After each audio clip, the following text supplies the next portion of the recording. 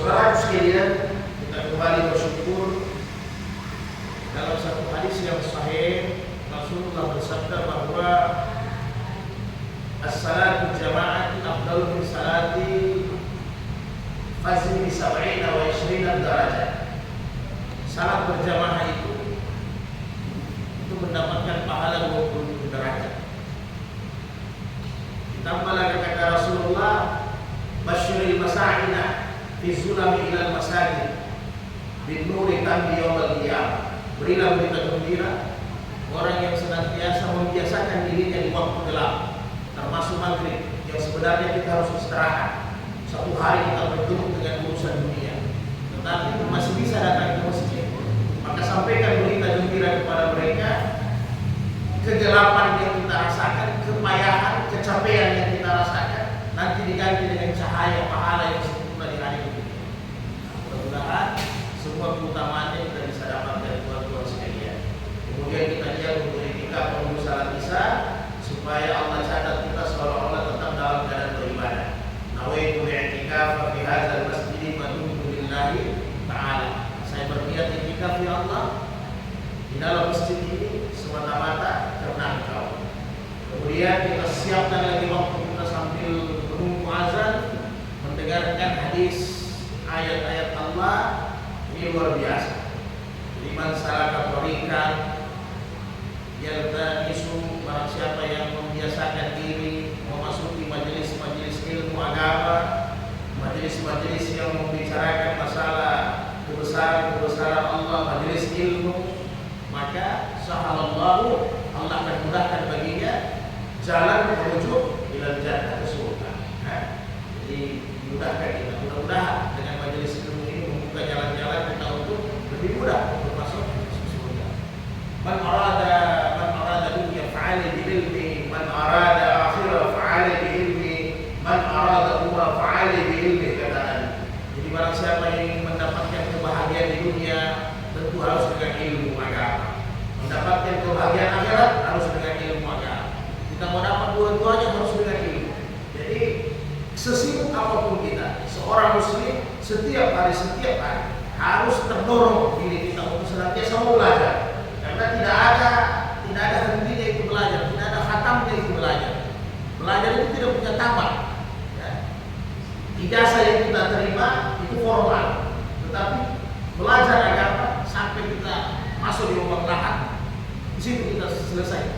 Jadi harus tetap belajar, semangat. Mudah-mudahan semua pahala-pahala yang kita dapatkan. Pada Jumat yang lalu, teman-teman sekalian, kita sudah masuk di kitab jinayat. Jinayat ini saya ulang kembali bahwa ini pidana atau istilahnya kriminal. Nah, jadi kita sudah bahas pada Jumat yang lalu bagaimana menumpahkan darah itu tidak sembarang, membunuh itu tidak sembarang. Kemudian karena balasannya dalam Islam ya qisas, darah dibayar dengan darah, telinga dibayar dengan telinga, begitu. Mata dibayar dengan mata. Ini pencegahan agama. Jadi kenapa dia harus ada qisas? Ini pencegahan. Sekaligus dengan efek jerah. Jadi ketika ada yang dihukum, nah kita harus melihat ini tidak sembarang. Hak-hak jiwanya orang itu harus kita jaga, tidak sembarang. Kecuali ada beberapa hal yang harus kita bahas. Nah kemudian lalu kita sudah sampai ke hadis yang ke-1000. Hadis yang ke-1000 berapa? 1013. Ya. Luar biasa, sudah 1000 lebih kita bahas hadis. Mudah-mudahan ada yang hafal Mas. Sampai masuk ke kurang setelah. Jadi memang ini majelis agama ini sakinah, ketenangan. Apa lagi? Sudah 1000 hadis kita bahas. Mudah-mudahan ada yang tersimpan ya. Jadi masih dalam kitab jinayat. Mungkin nanti Jumat depan baru kita masuk diat. Diat itu pembayaran ketika ada kata maaf dari keluarga korban, itu namanya diat. Jadi kalau ada kemaafan tidak jadi dibunuh ya kita harus bayar diat kepada keluarga korban. Jadi kita sambung ini malam ke hadis yang ke-1014 berarti ya. Ada masalah yang bisa kita bahas bersama-sama. A'udzubillahi samil alim minasyaitonir rajim. Bismillahirrahmanirrahim. An Anas bin Malik radhiyallahu anhu ta'ala qala anna jariyatun wujida ra'suha kadrukun baina hajarain. Jadi kata Anas, ada wanita di zaman Nabi, kemudian dipukul kepalanya sampai pecah dengan 2 batu. Jadi ini kepalanya ini batu, kepalanya diletakkan begini, kalau dihantam lagi dengan batu. Nah, jadi begini dia. Kemudian fas'aluha, ketika pelaku ini sudah pergi, pelaku ini tersangka ini sudah pergi, maka orang yang sempat dapat ambil beliau, kebetulan beliau belum meninggal, masih hidup ini perempuan. Jadi luar biasa ini pukulannya ya. Jadi masih hidup. Ketika masih hidup ditanya sama dia, man sadaka hada, siapa yang pelakunya ini? Di dalam keadaan sakarat, beliau ditanya, siapa pelakunya yang membuat anda seperti begini? Maka dia sampaikan fulan bin fulan. Nah ini dia bilang, disebutkanlah namanya. Hatta dakaru Yahudiyah fa'omat birasiha. Jadi ternyata setelah dia sebutkan, ini seorang laki-laki Yahudi. Jadi agama Yahudi, seorang laki-laki Yahudi. Kemudian setelah dia sampaikan pelakunya, ini wanita meninggal. Karena memang pendarahan di kepalanya luar biasa ya. Nah, jadi meninggal ini jariyah, ini wanita ini meninggal dunia. Maka fa'ahiza yahudiyu fa'akarra fa'amara Rasulullah SAW anna yuradu ra'suhu baina hajaraini mutafaqun alaihi Muslim. Jadi karena waktu itu memang hukum itu tegak di zaman Nabi, karena memang waktu di zaman Nabi itu sudah di Madinah Islam berkuasa penuh. Karena memang Islam sudah berkuasa penuh, maka ketentuan hukum-hukum Quran itu berjalan dengan bagus. Kenapa orang Yahudi ada? Jadi non Muslim juga ada ketika itu. Jadi yang belum masuk Islam tetap ada hidup di Madinah. Tetapi modelnya non Muslim ini kan ada yang namanya zimmi. Zimmi ini yang bayar jizyah, yang bayar pajak. Ya, itu yang bayar pajak. Ada juga namanya kafir mu'ahad. Mu'ahad ini dia perjanjian dengan negara, perjanjian dengan Islam, dengan Rasulullah, minta dijamin keamanannya. Nah, jadi yang ini ada juga, Nasrani juga ada juga hidup sama-sama orang Islam ketika itu. Jadi ketika mereka dilindungi Islam, ketika mereka melakukan kriminal, maka otomatis hukum Islam yang dipakai. Ketika mereka melakukan kriminal, pidana, maka hukum Islam yang dipakai. Maka Nabi didatangkanlah Yahudi ditangkap, dibawa di hadapan Nabi. Maka kata Nabi, fa'amara Rasulullah SAW, Nabi memerintahkan ayyurahu ra'suhu baina hajarain, untuk dipukul juga kepalanya dengan 2 batu, dikisas sebagaimana dia pukul itu wanita yang meninggal. Ini batuan kisas. Jadi sebagaimana dia lakukan, maka kisasnya sama. Jadi dipukul di batu besar, kepalanya diletakkan di batu, baru dihantam batu lagi di atasnya sampai meninggal. Itulah hukumannya. Jadi yang baru sudah kita bahas, kalau sebelum dieksekusi, sebelum dikisas, kalau memang keluarga korban itu memaafkan, nanti ada aturannya, bisa. Ya. Selagi keluarga korban tidak memaafkan, maka kisas. Jadi darah dibayar dengan darah, pijak kepala.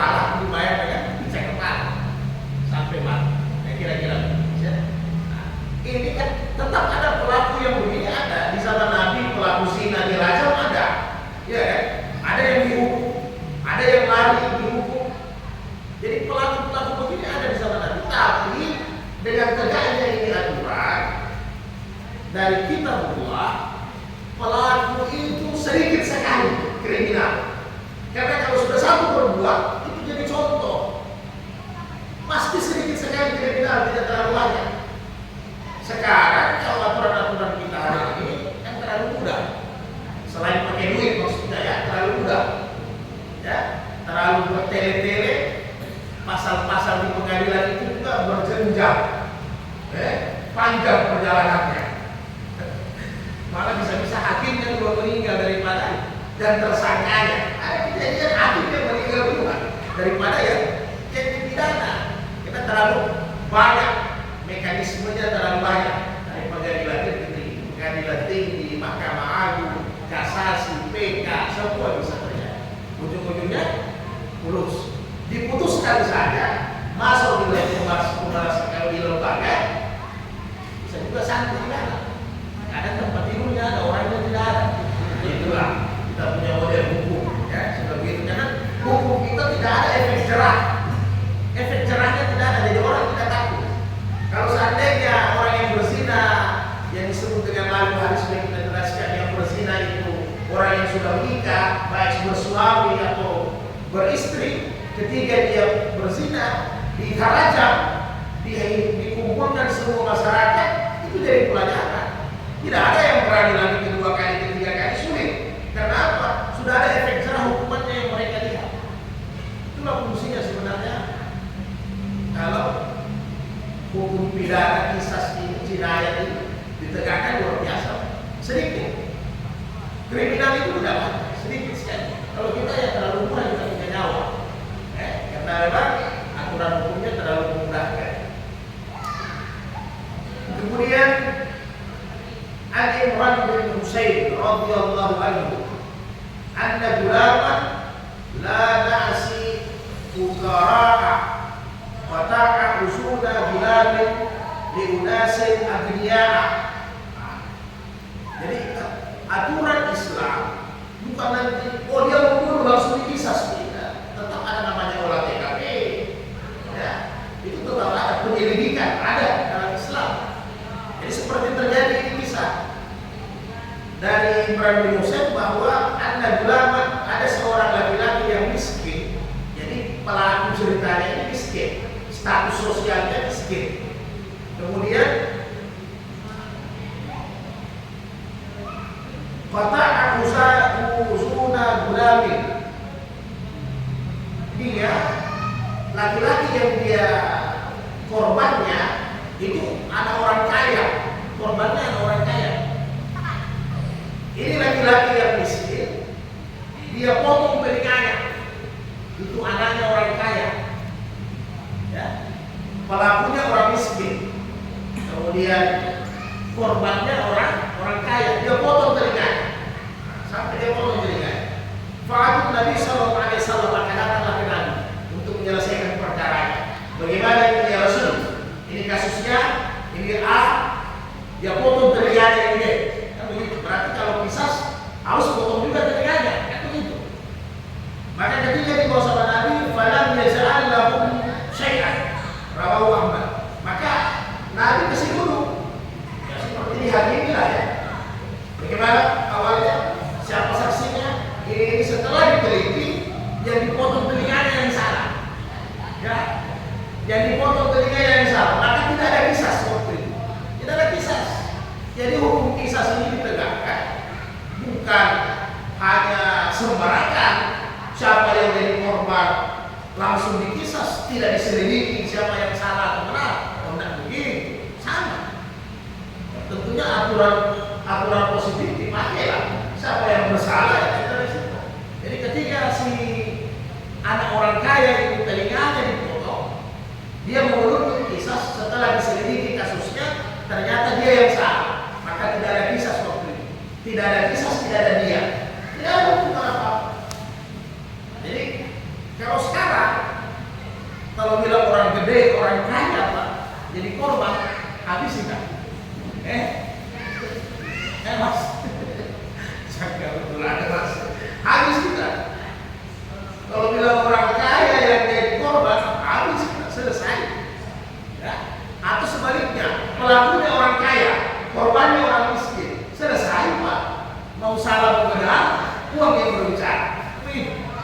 kekuasaan yang berbicara, terus yang bicara. Tidak terjadi. Jadi kalau di zaman Nabi tidak ada cerita. Siapa datang mengadu, dicek dia punya kasus bagaimana, siapa yang benar, maka itu yang dibenarkan. Tidak ada cerita itu. Oh itu susah dia mau ada backing, karena ujung-ujungnya nanti kalau tidak ada saksi disumpah. Yang lalu kita sudah bahas mengenai sumpah. Jadi ketika terjadi A dengan B, terjadi perkara liar, kriminal, tidak ada saksi. Siapa yang salah? Terpaksa ditanya sama pelaku dengan korban. Bagaimana? Ente bagaimana? Kalau tidak ada yang mengaku, semua mengaku benar, disumpah Pak. Nah, hati-hati kalau sudah disumpah. Ini yang sumpah Rasulullah, hati-hati. Sebenarnya bisa saja malaikat Jibril turun bisikan sama Nabi, si fulan yang benar, ya. Tapi aturan hukum harus ditegakkan, prosedurnya harus dijalankan dengan baik. Kira-kira begitu. Jadi sampai tingkat itu Pak, tidak ada backingannya Allah. Ya. Jadi harus aturan ditegakkan. Kemudian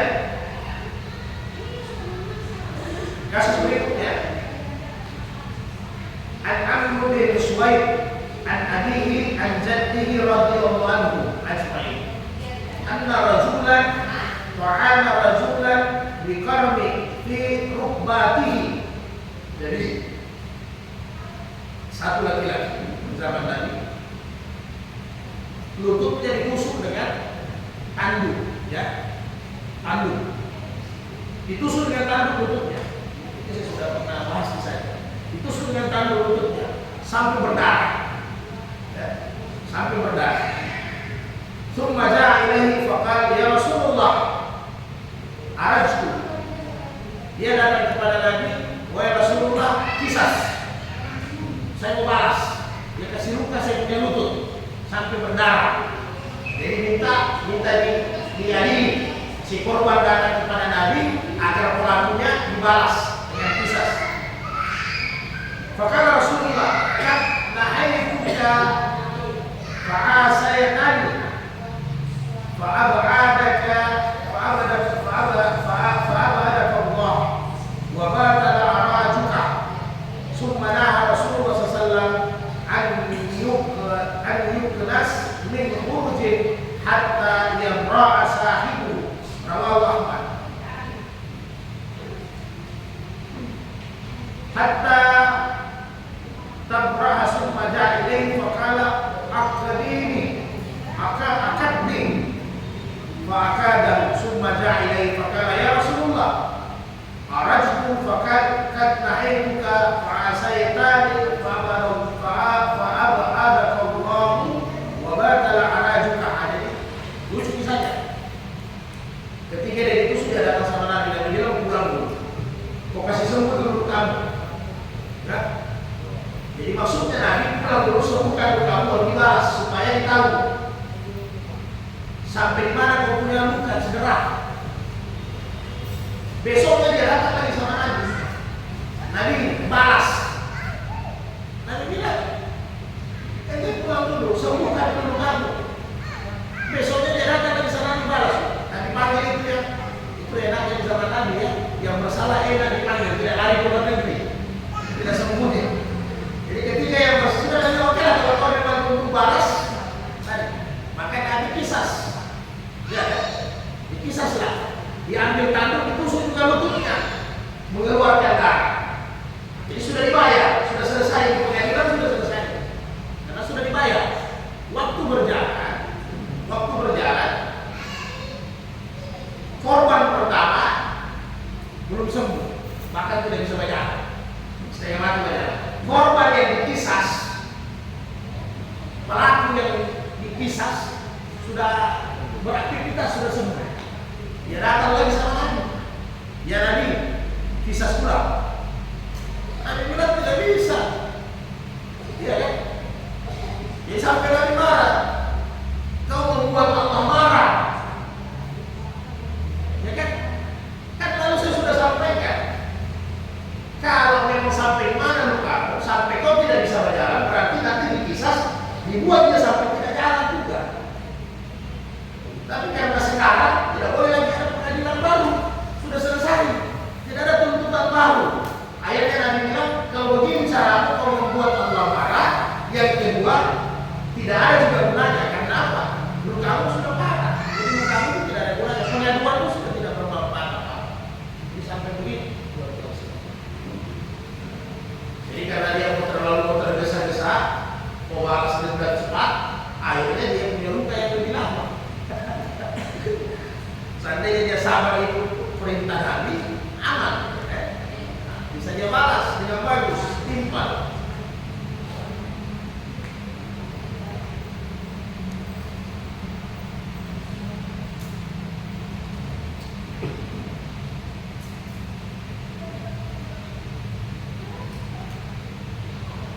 Kemudian hadis berikutnya.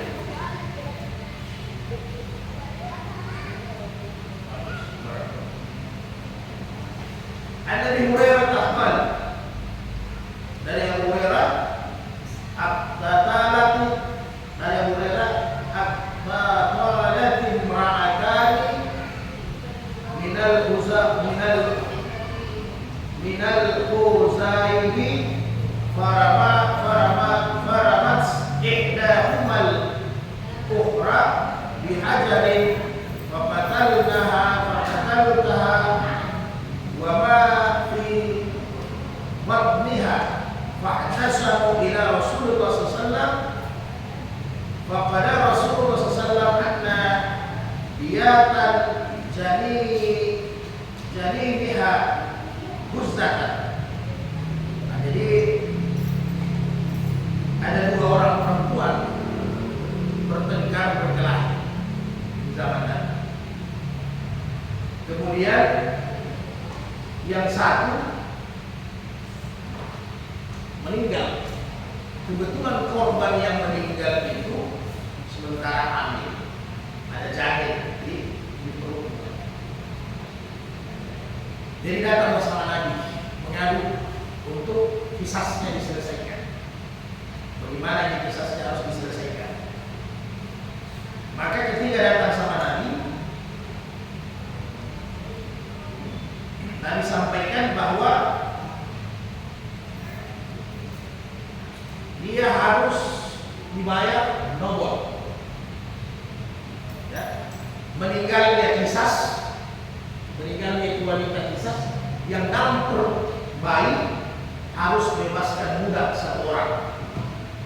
Harga budak ya harga kendaraan mahal ya. Tidak ada harga budak hanya 1-2 juta di zaman Nabi. Ini caranya Allah untuk menghapus perbudakan.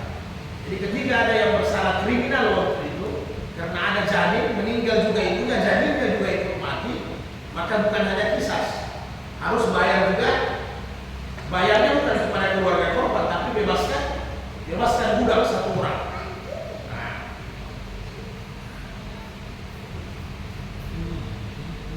Abdul awwalidatu wa qada bidayatil mar'ati ala akilatiha.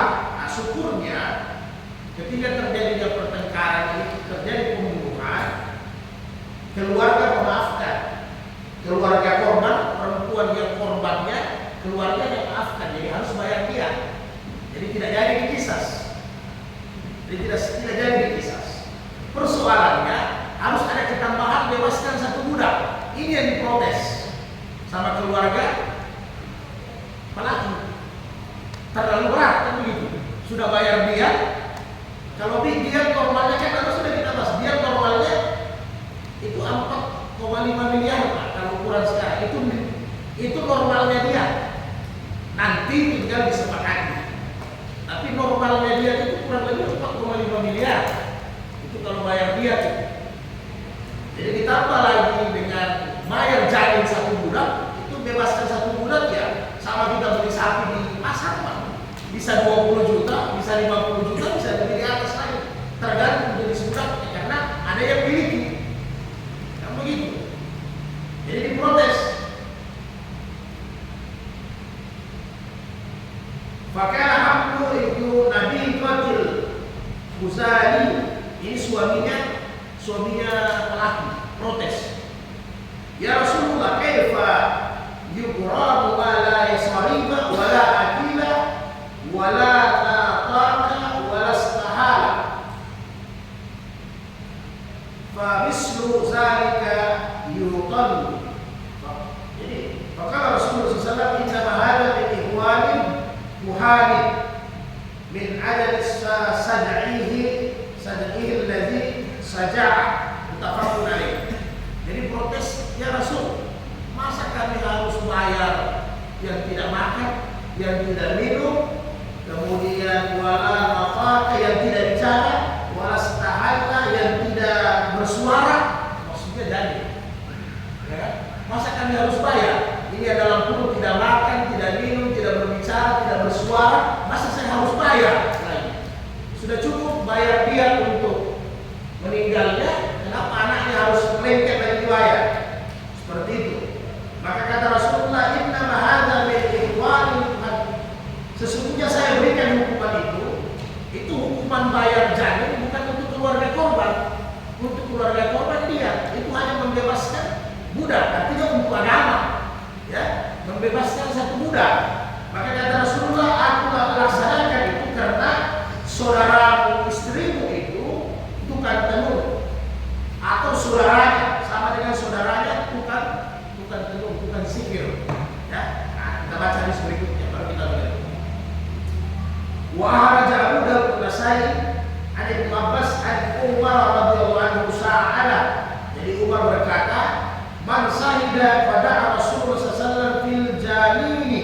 Siapa di antara kalian yang hadir ketika Rasulullah memutuskan masalah membayar janin di dalam perut bagi yang korban meninggal? Maka qal faqama haman bin Nabi bati. Berdirilah itu suaminya tadi. Oh iya, waktu kasus istri saya hadir. Karena itu istri saya yang pelakunya. Saya hadir. Faqala kuntu baina yadayya imra'ataini wa darabat ihdahuma al-ukhra. Jadi bahkan ketika Nabi mengadili, saya di tengah-tengah. Ketika Nabi mengadili istri saya dengan korban itu, saya di tengah-tengah. Keluarga korban dengan saya di tengah-tengah, dan saya yang menyaksikan langsung.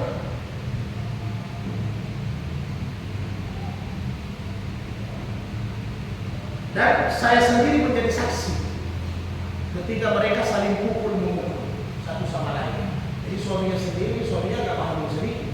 Sudah dia lihat istrinya berkelahi dengan perempuan lain, saat menikah dia biarkan juga. Jadi ternyata suaminya bercerita, ini istrinya, ini pelaku, dia sudah dendam dengan ini wanita, sehingga dia pakai tukang sihir.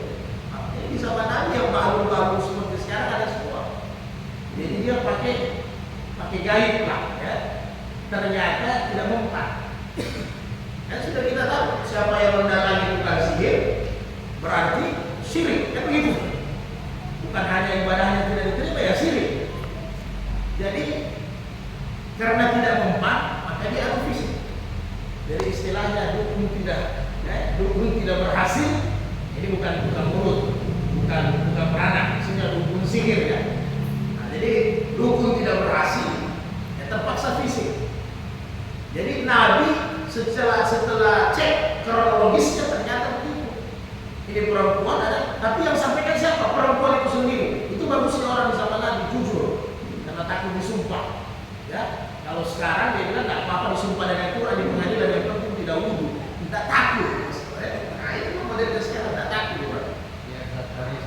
Iya, kalau zaman Nabi dia sampaikan, ya Rasul sebenarnya saya tidak mau bunuh dia dengan fisik. Saya sudah sempat datang ke tukang sini. Inilah hukumannya sehingga ditambah bebaskan satu budak karena ada dosanya dia sudah mendatangi tukang sihir. Nah, ya. Jadi sudah sirik dia, sudah bayar dia, bayar lagi, tambah lagi dengan bebaskan budak. Baru kalau bayar dia tidak ada ketambahan. Ayat kamu sudah dibahas, Al-Baqarah bisa. Jadi kalau bayar dia nanti akan ada lagi di bab dia. Bayar dia, setelah kita bayar dia kesepakatan keluarga korban, kita harus berpuasa lagi 2 bulan berturut-turut, syahraini mutatabi'ain, 2 bulan berturut-turut. Kalau perempuan, Hah? kalau perempuan lagi namanya. Hukumnya sama laki-laki perempuan. Kalau batal, kalau batal di tengah-tengah diulangi lagi. Karena yang diminta mutatabi'ain, berturut-turut. Jadi ini yang biasa tidak diketahui. Ya. Jadi kalau bayar dia, sesudah bayar dia harus ada kafarah lagi. Itu kafarah pembersih dosa. Ya. Karena bayar dia itu pengganti nyawanya orang. Ente tidak istighfar, ya puasa.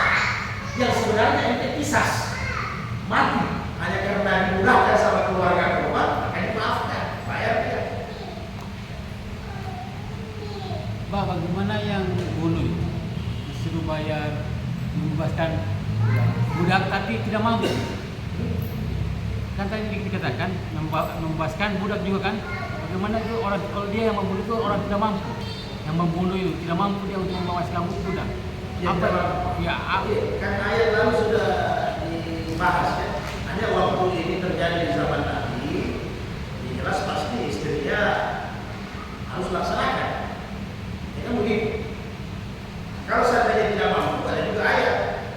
Berarti dia tahu puasanya 2 bulan berturut-turut lagi, 4 bulan lumayan.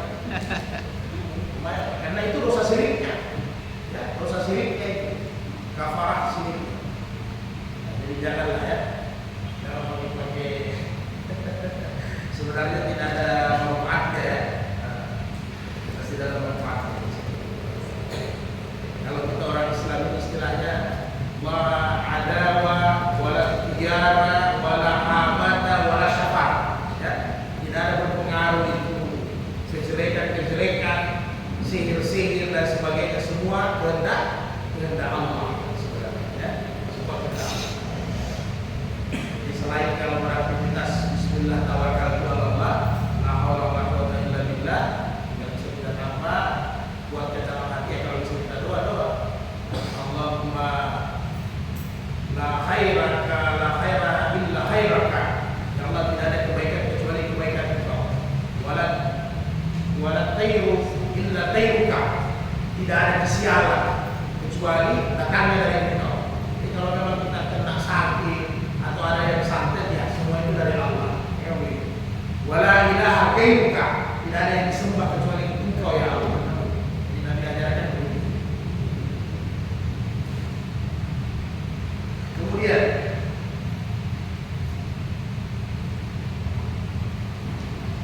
jadi kita sudah bisa tahu dari posisinya apa ya? Niatnya mengganti kisas, membebaskan budaknya karena dia ada buat syirik. Kemudian puasa berturut-turut 2 bulan, itu kafarahnya. Tapi kalau dikisas tidak pakai kafarah lagi, karena orangnya sudah mati. Nah, lagi kafarah. An Anas an Rabi bin Nadar amma tahu kasarat saniyata jariyah fatalabu ilaiha al-aqwa fa'abau fa'aradul arsh fa'abau wa atau Rasulullah sallallahu alaihi wasallam fa'abau ila al-qasas fa'amara Rasulullah sallallahu alaihi wasallam bil qisas wa qala Anas bin Nadar ya Rasulullah ataksaru saniyatur rabi' la walladhi ba'asaka bil haqqi la tuksaru saniyatuha.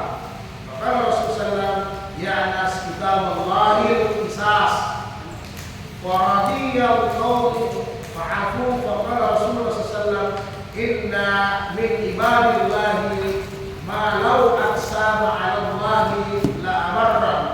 Muttafaqun alaihi Muslim. Ini itu Abu Zubair. Jadi ada seorang wanita ini ammatahu, bibitnya Anas bin Nadar. Anas bin Nadar ini termasuk sahabat yang saleh, ya, sahabat yang saleh dari sahabat-sahabat Nabi. Jadi bibitnya, tantenya sempat berselisih dengan seorang wanita, seorang gadis. Dia hantam giginya sampai retak. Ya, dia hantam giginya sampai retak. Maka keluarganya datang kepada Nabi. Ya, datang kepada Nabi untuk cari hukum. Jadi Nabi sampaikan, jadi bagaimana ini?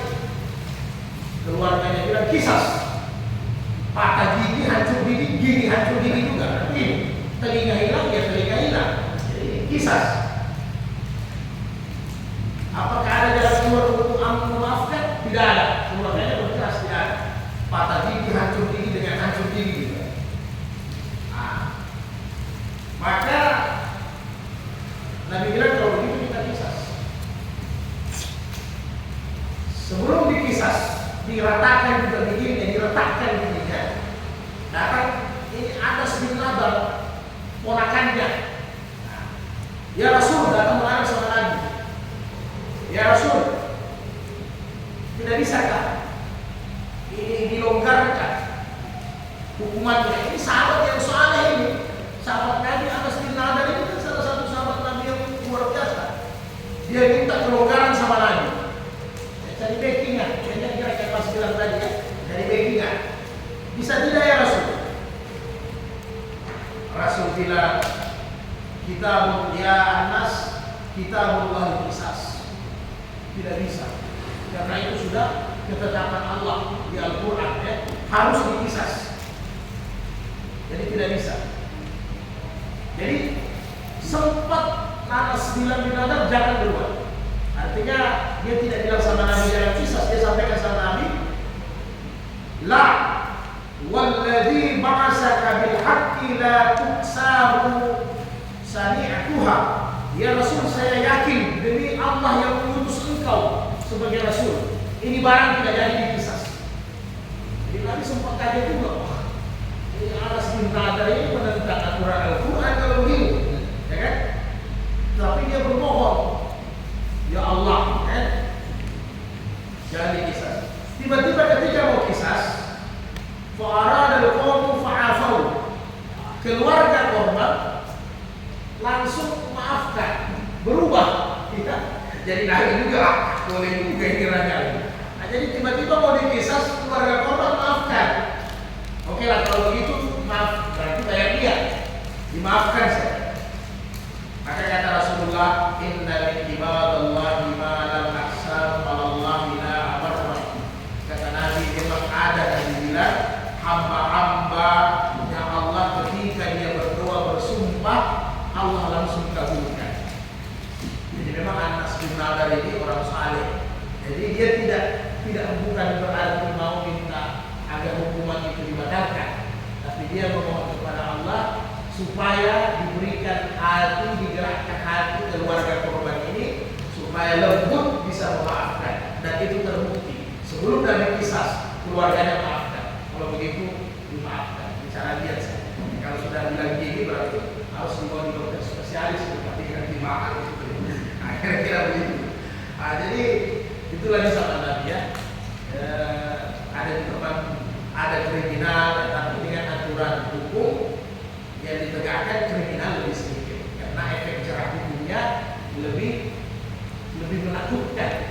Beda dengan hukum kita yang memang tidak ada efek jerah, yang orang yang keluar masuk penjara gampang, apalagi orang ada terus kan.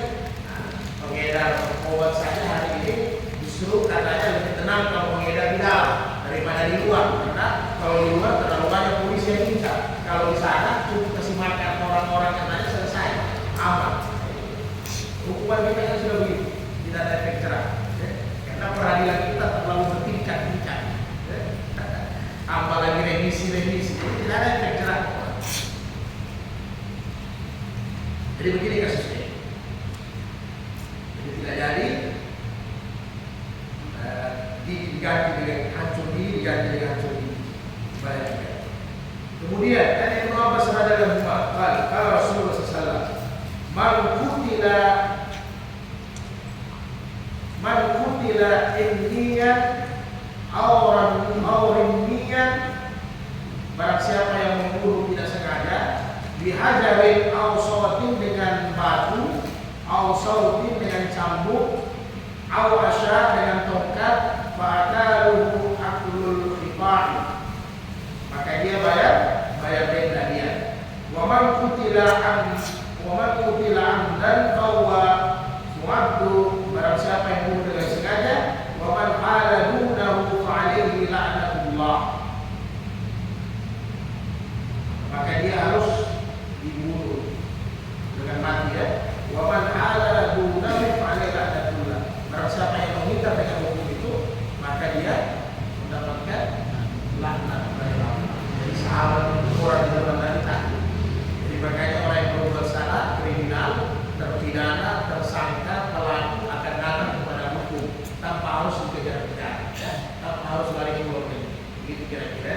Jadi datang sendiri untuk diadili. Karena mereka sudah tahu. Karena Nabi bilang barang siapa yang membunuh tidak sengaja, dia bayar dia. Ya. Karena pembunuhan yang baru sudah kita bahas, pembunuhan ada 3 model. Ada namanya pembunuhan sengaja, ada pembunuhan tidak sengaja, ada pembunuhan mirip disengaja.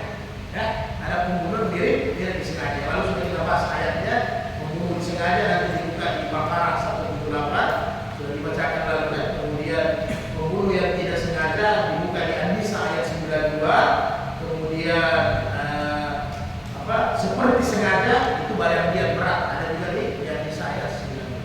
Jadi diat berat, tapi dia tidak sengaja. Jadi diat yang paling berat itu ditakarkan di zaman Nabi sekarang 4,5 miliar. Itu diat yang berat. Ya, 4,5 miliar. Jadi kalau keluarga korban tidak mau mediasinya tetap keras, dia harus bayar 4,5 miliar. Ya. Nah, tapi kalau ada jalan ujung-ujungnya 100 juta, 200 juta, bahkan 50 juta, ya oke. Yang penting keluarga korban ikhlas. Tapi aturan diat yang terberat itu 4,5 miliar, dan tiap tahunnya akan meningkat, Pak. Karena ini ukuran emas, bukan ukuran rupiah. Ya, ukuran emas. Jadi tahun depan bisa jadi sudah 5 miliar. Jadi kalau orang ada yang membunuh 2030, bisa-bisa sudah 70, bisa-bisa 10 miliar. Hukuman diat terberatnya. Nah, kemudian ingat, orang yang membunuh tidak sengaja tetap harus berpuasa selama 2 bulan untuk kafarahnya. Nanti dibaca di Al-Baqarah dengan An-Nisa. Sudah dibaca kalau ya. Nah, kemudian jadi Nabi sampaikan wa man khala dunahu fa alaihi la'natullah. Jadi siapa yang melari dari hukum dia silakan. Laknat Allah bagi mereka. Jadi kalau sudah bahasa laknat, kita mau kemana? Ya, jadi sengsara. Jadi hukum di dunia tapi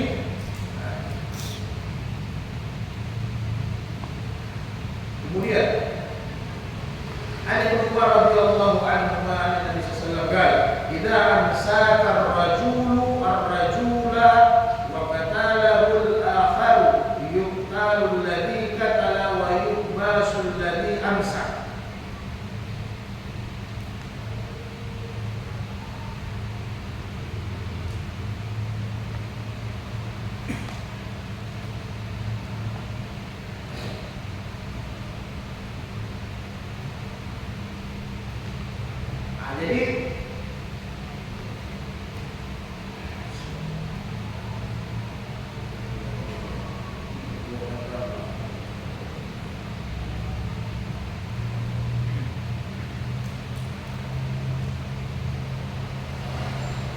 Jadi ayat tersebut, barang siapa yang membunuh seorang laki-laki, satu memegang, tidak amsak rajul, satu memegang rajul wa qatalahu al-akhar, yang satu membunuh. Jadi istilahnya ini pembunuhan berencana, ya. Jadi satu memegang, satu yang membunuh. Ya, yuqtalu alladhi qatala. Jadi yang menusuk, yang membunuh, kisah dibunuh. Ya. Kemudian yang memegang tangan itu ditahan. Nah, tapi kembali lagi ke hukum asalnya. Nanti di TKP proses BAP yang menentukan. Tapi aturannya mungkin sama eksekutor langsung itu dieksekusi, dipisah. Ya, jadi yang memegang itu ditahan. Jadi ini kasus ketiga yang ada sama Nabi putuskan, tapi yang sesuai dengan aturan. Nah, nanti di babak pidana kan dibahas. Jadi perkara-perkara pasal-pasal kalau dalam hukum Islam ada. Nah, jadi tetap dia nanti TKP dengan perkara nanti di BAP gimana modelnya ya. Kalau memang yang memegang ini yang masuk bunuh, nanti bunuh juga. Kita paham kan? Nah, jadi yang membunuh ini tidak ada rencana, yang memegang tidak ada rencana untuk membunuh. Dia hanya membantu temannya supaya mudah dipukul, tapi ternyata temannya tusuk sampai mati. Jadi dia tidak ada perencanaan dia yang membantu, tapi lain lagi cerita kalau dia yang menyuruh, ya dia yang menyuruh, dia kepalanya, seka. Ini dibunuh juga, kalau begitu kasusnya dibunuh juga, jadi tidak sembarang juga ya aturannya. Nah, sama juga tadi aturan itu tetap ditegakkan. Jadi bahkan ada yang potong telinga sahabat temannya, Nabi tidak kisas karena memang yang dipotong telinganya yang salah. Ya, walaupun dia orang kaya, tapi dia memang salah setelah di BAP, dia salah. Jadi diputuskan tidak ada kisas, tidak ada potong telinga. Begini juga ini kasus. Jadi ini kembali lagi nanti penyelidikannya bagaimana. Kemudian ini perbedaan masalah. An Abdurrahman bin Wailabani anna Nabi sallallahu alaihi wasallam qala musliman muahadin wa qala ana aula man wafa bi zimmatihi. Ini. Jadi kata Nabi apabila ada orang muahad, ya, orang muahad ini yang tadi kita bahas. Orang muahad dibunuh non muslim, maka sayalah yang paling utama yang akan menjalani hukum, yang eksekusi. Saya akan menyuruh, jadi nyawa dibayar dengan nyawa walaupun dia non muslim. Masih ada aturan. Jadi non muslim dalam aturan agama ini ada 3. Non muslim ini ada 3. Tadi sudah kita bahas. Satu disebut dengan kafir zimmi, kemudian satu disebut dengan kafir muahad, satu disebut dengan kafir musta'man, satu lagi kafir harbi lain. Ya. Nah, kafir harbi ini kafir yang non muslim yang memerangi orang Islam. Ya. Terang-terangan dia lawan orang Islam. Itu lain cerita. Nah, jadi kafir zimmi ini orang non muslim yang hidup di negara Islam, tapi dia bayar jizyah. Jizyah itu pajak perlindungan. Jadi dia bayar pajak sama negara. Maka ini dilindungi, tidak boleh dikorek mereka. Itu kafir zimmi. Kemudian kafir muahad itu yang membuat langsung perjanjian dengan negara. Ini sama, hampir sama. Ya, dia buat perjanjian langsung dengan negara untuk dilindungi. Ini tidak boleh kita korek. Ketika terjadi korek, maka kisah akan berlaku seperti mana orang Islam. Kemudian kafir musta'man ini perlindungan pribadi muslim. Yang lalu Jumat lalu kan, ketika Fatul Mekah, ya, tiba-tiba ada Nabi disampaikan yang selamat adalah orang yang datang di Ka'bah, orang yang masuk di rumahnya Abu Sufyan, orang yang masuk di rumahnya tutup pintu, orang yang masuk Islam, itu yang selamat. Karena Nabi sampaikan 12.000 datang pasukan waktu itu kan. Kenapa datang? Bukan menyerang, karena perjanjian Hudaybiyah dikhianati. Ya, begitu. Jadi ini orang yang kemudian kadang sejarah. Ini Rasul ini selalu pergi perang negaranya orang. Perang ini ada perjanjian ya, yang dikhianati oleh Yahudi waktu itu.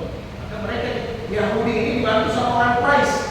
Walaupun perjanjiannya Quraisy dengan Nabi ada, tetapi serikat-serikat itu harus ikut.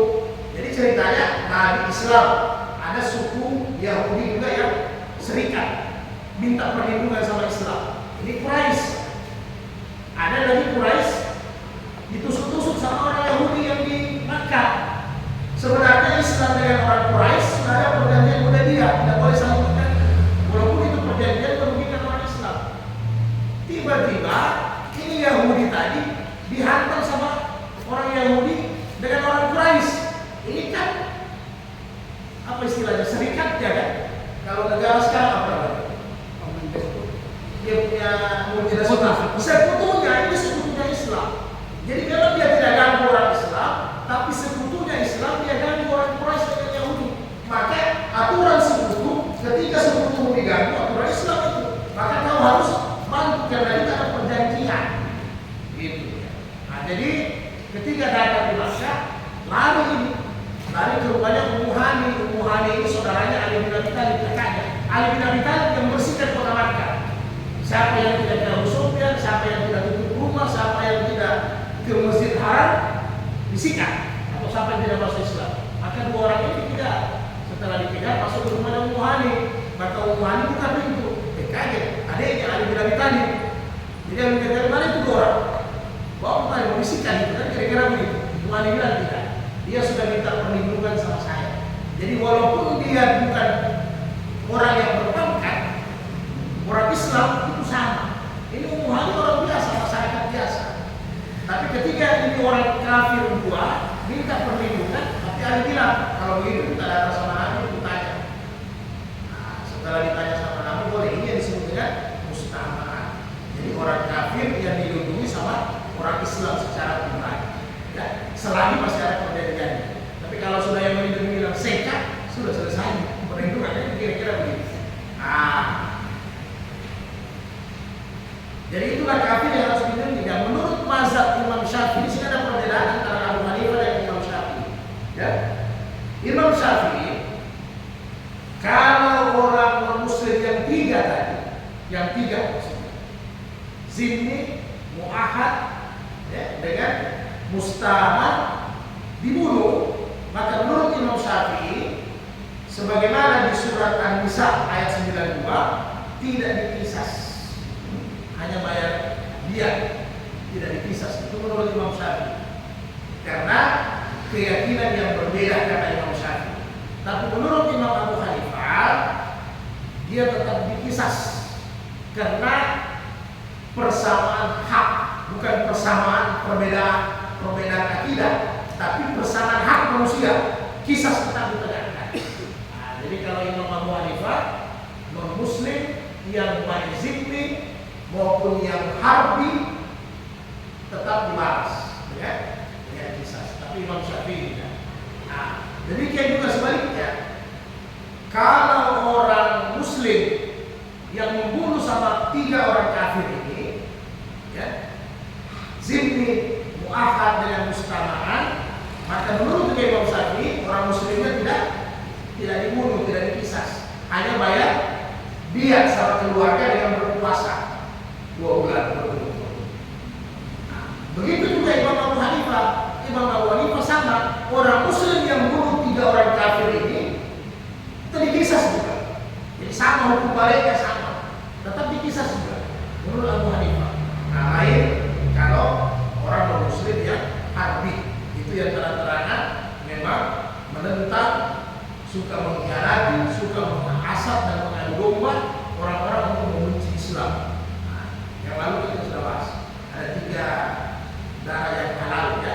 Nah, jadi salah satunya ini yang suka menentang orang Islam. Jadi kalau non Muslim tidak ganggu kita, ya tidak boleh, ya.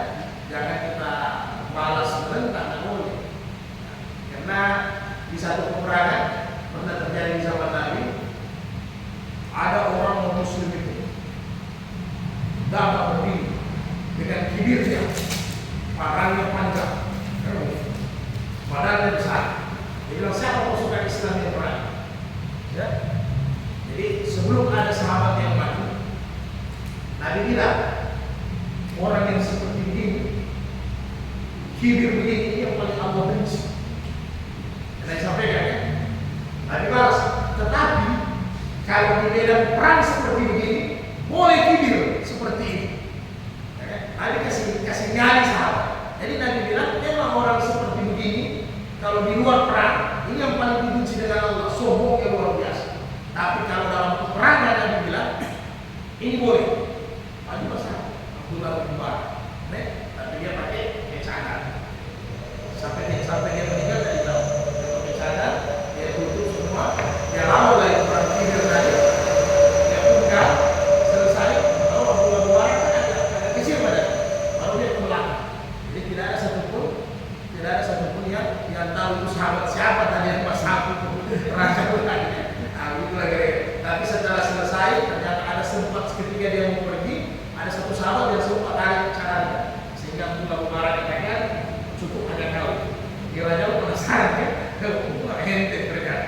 Cukup, jangan sampaikan sama yang lain. Jadi kira-kira begitu, ya. Nah, kemudian 2 hadis lagi, 2 hadis. Kita ringkas. Ada 2 radhiyallahu anhu qutila gulamun gilatan faqala Umar law sataraka fihi ahlus San'a la qataltuhum. Wah, ini Umar ini hukuman dari khalifah. Jadi ada dibunuh satu di San'a, ini kota di Yaman. Jadi waktu itu ternyata kekuasaan Umar itu sampai di Yaman, di kota San'a. Waktu itu San'a itu ibu kotanya Yaman, ya. Jadi ketika itu Umar sampaikan siapa yang membunuh? Tidak ada yang jawab. Jadi Umar bilang, kalau tidak ada yang mengaku, satu kota itu saya bunuh semua. Artinya kalian berekan. Karena di zaman Nabi tidak ada disembunyi pelaku. Pelaku kriminal tidak disembunyi. Dia sendiri yang datang. Jadi Umar ajar, kalau tidak datang, satu kota itu saya bunuh semua. Jadi kalinya Umar ini. Dan itu memang dia yang kuasa. Khalifah Umar itu kan berkuasa sudah sampai di Eropa, Persia sudah dia taklukkan, Romawi dia taklukkan, ya. Romawi sudah Eropa, Persia, Iran sudah dia kuasai semua sampai ke Yaman, Palestina dia kuasai waktu itu kekuasaan Khalifah Umar bin Khattab. Nah, jadi setelah Umar sampaikan begini, datang pelaku. Di kisah pelaku itu loh. Kalau yang tersembunyikan pelakunya, semua yang jalan kita sapu. Jadi hukum harus ditegakkan. Itulah Umar bin Khattab.